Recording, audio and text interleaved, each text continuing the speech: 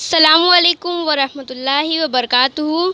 आज हम लोग पहली जमात का सबक हमारा परचम इसके सवाल व जवाब देखेंगे और इसको एक बार पढ़ेंगे। तो चलिए शुरू करते हैं।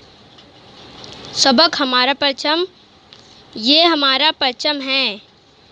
इसमें 3 रंग हैं, इसलिए इसे तिरंगा कहते हैं।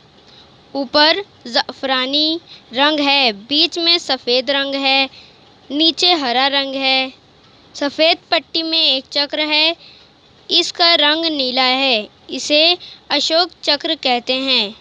हम कौमी त्योहारों पर अपने परचम को सलामी देते हैं। हमें अपने परचम से मोहब्बत है, ये हमारे वतन की इज़्ज़त है। मशक़ी सरगर्मी।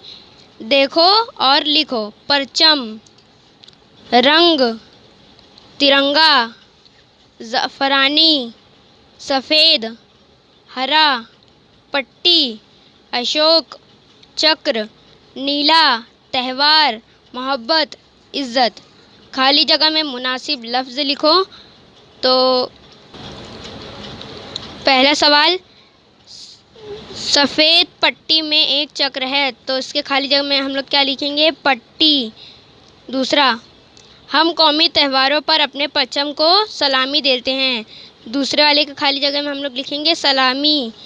सवाल नंबर 3, हमें अपने परचम से मोहब्बत है, तो तीसरे सवाल में हम लोग मोहब्बत लिखेंगे।